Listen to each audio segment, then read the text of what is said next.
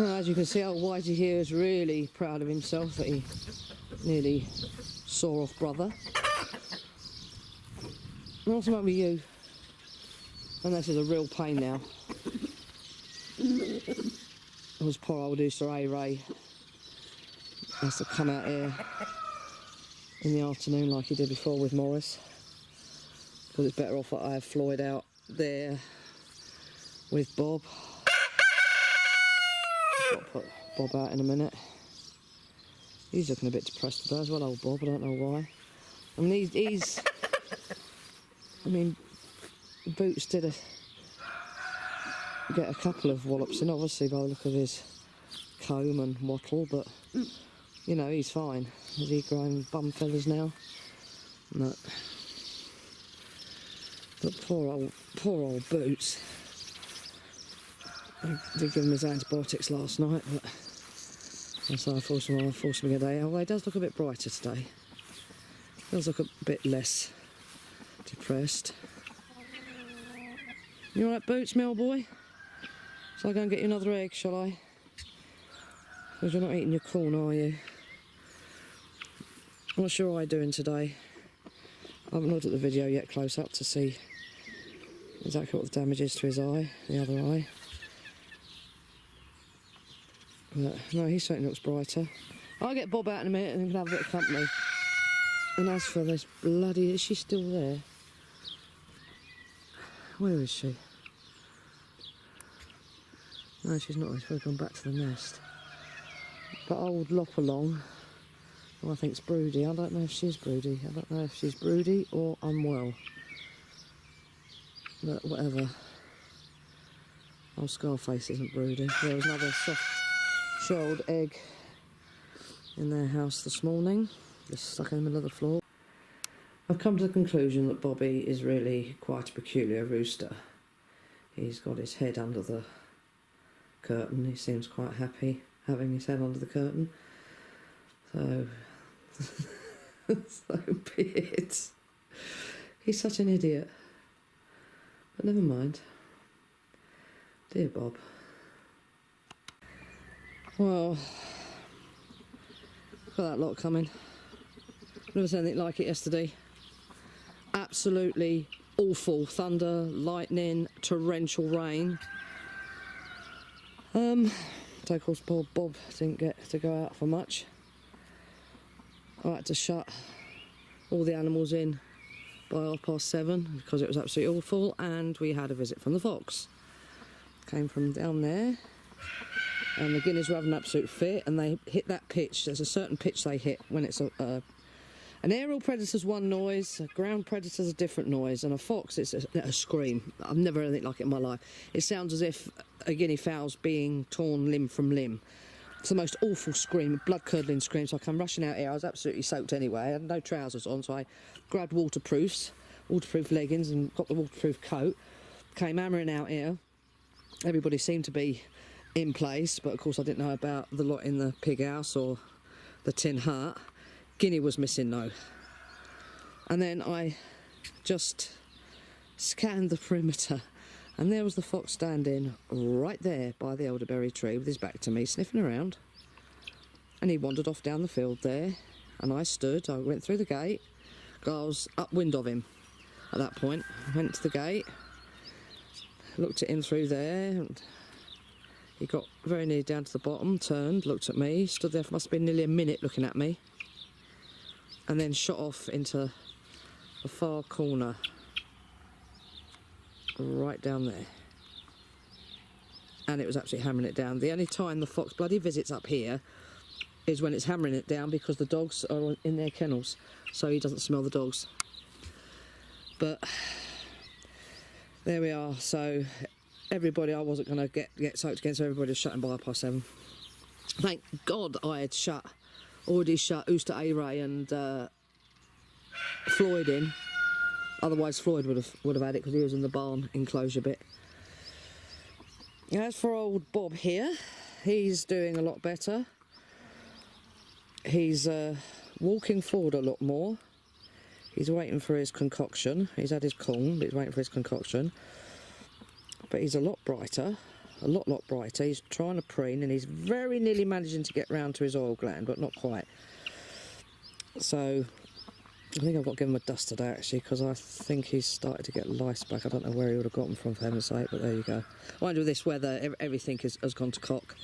Brambles are taking over, grass is taking over, lice are taking over, there's insects floating around that I've never seen before.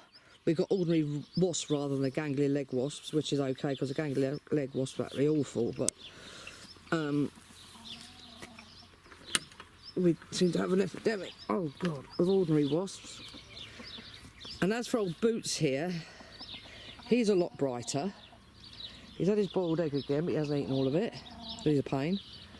But his bad eye, he has actually got a hole in it. Look, Boots. Look at me with your good eye, you idiot. Look. Egg. Oh, egg. Look, egg. Don't you want any more then? No, you don't want any more. Oh, I'll give it to Boots. Bob. All these bees. Yeah, his bad eye actually got a hole in it at the sort of top, just above the pupil. Oh, I don't think he'll ever see out of it again. And as for the chick and the little guineas, the chick seems to be fine, but the two little guineas, I've never seen such small guineas anyway, but I don't think they're eating. So I've mixed them up, some corn and some oats, and I've done the I've got the chick pellets already soaking. So they've had their boiled egg today, this morning. I'm going to give them that, see what happens. So I did investigate the little one, the one that died. Well, the little one, it was the biggest one, because there's one in there that's so minute, it's incredible. It's like the size of a flea, no bigger than a big fly, really. And it looked very suspiciously black on its right side, and I couldn't quite make out what it was with its feathers, so I just wet the feathers, and it was black. It was all bruised. What's the matter? What can you see? What's happening? Can't see anything, except another storm coming probably, which would just be great. Means Bob will have to come back in again. Poor Boots, you've been soaked three times in a row, haven't you? Every time I bring you out here, it's all fine to start with, and it absolutely pelts it down. Thunder and lightning. Oh yeah, 2 bolts of lightning yesterday when I was rushing around trying to count all the chickens to make sure the fox hadn't got anybody. I was out there for nearly an hour chasing a black one around the swimming pool there, the plunge pool there. I got them finally all in, head count all there. Put my hand on the side of the tin hut to come out. 2 bolts of lightning, one by the gate there, and one by the apple trees there, but in the race side of the apple trees, and I felt it go through the ground. I've never been so scared in my life. I screamed like a little girl. I nearly had a heart attack. And then what with this helicopter going over yesterday morning, so that was 2 heart attacks I'd had in one day. So I said to my son, if I'm dead in the morning, you'll know there's been a 3rd incident. Goodbye me. Oh, that wouldn't be a bad thing. So where was I? Yes, Guinea. So I opened it up and it was all bruised. Its little gizzard was all bruised. Its right lung was bruised. Its head looked at it as if it had been, oh, careful Bob, been semi-squashed as well. It had been dead for a couple of days. So that would have hatched on the Monday when it was supposed to have hatched.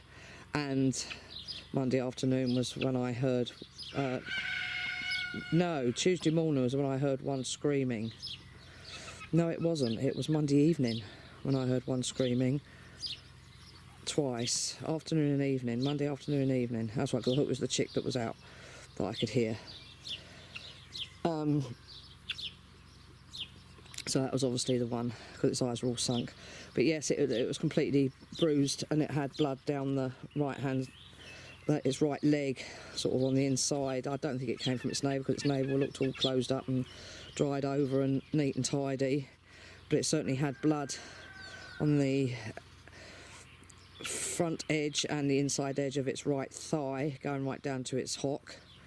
but there didn't seem to be any wounds, so I don't quite know what that was, but it had been squashed. She had trodden on it, and that was the one that was screaming, and I'm so ticked off about that. Poor little bugger. But there we are, that's life. Oh, you're doing very well there, Bob. Oh, look at this. Yes, you're on candid camera, Bob. You're showing off, are you? Wow. There's a clever lad. Yeah, you're a clever boy. Yeah, he came and sat on my feet last night and I was on the laptop and decided to roost there. I was sort of pinned. I had a dog behind me and a rooster in front of me and I was pinned. I couldn't move. It was hilarious. I had to get my son to come and lift Bob up so I could get out of the chair and put him in his corner. He's a bit trembly. It's that right leg that seems to be a bit of a problem. I say he's trembly in that, but obviously the more he walks, the more therapy he does. Hopefully the more he'll improve. Well, what the hell I'm going to do with all these separated roosters and what have you, I don't know, because I don't know if Floyd will ever take him back again. If he does, you know, 100, I mean, obviously I wouldn't put him in with Floyd unless he was 100% and, you know, never looked as if he had anything wrong with him. But I'll obviously try them together out in that patch first with me being there. But then, of course, it would only take Floyd to get a bit amorous or I'll get a bit uptight in the evening or whatever, or when I'm not around, and that would be Bob back to square one again. So I don't know what the hell to do with all these bloody separate roosters now. Such a pain. So Boots and Whitey I was keeping anyway to replace the old rooster in the pig house lot if and when he should pop his clogs, but I think he's going to go on forever. But it doesn't matter, just these two together, because these two fight now, so I can't keep these two together, so they're separate, so that's a pain. I could put Whitey in the freezer, I suppose, but not yet, because he's still a mangled mess after his lice attack. Floyd, yeah, who stands there and waits me to pick him up to take him in every time he comes out, because he doesn't like walking down there on his own, he's scared. Don't know, I can't put him in the freezer. An Ooster A-Ray, no, I can't put him in the freezer either, I've had him too long. 2 and a bit years, no. He's part of the furniture. And of course that's for old Bob here. Yeah. You're a house rooster, aren't you?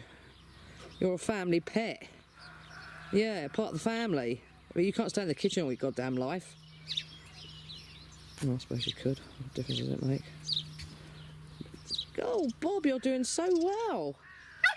He says, yeah, well, I'm waiting for my concoction, so hurry up and get on with it, Mum. Yeah, well, I've got to go and do the guineas first, the little baby guineas, and make sure they're eating. There's one in there, the tiniest one. Every time I go in there, I sort of have to balance on one foot with me leg cocked over the partition because it stands underneath me and it won't move. Oh, God, I'm so frightened I'm going to wobble and slam my foot down and tread on it. But it follows me around in there, and it's the tiny... I picked it up yesterday. Well, I put my hand down, it just jumped in my hand, and I picked it up and gave it a cuddle. And it is minute. It doesn't weigh anything. But we're going to deal with them now, and we'll see what I mean.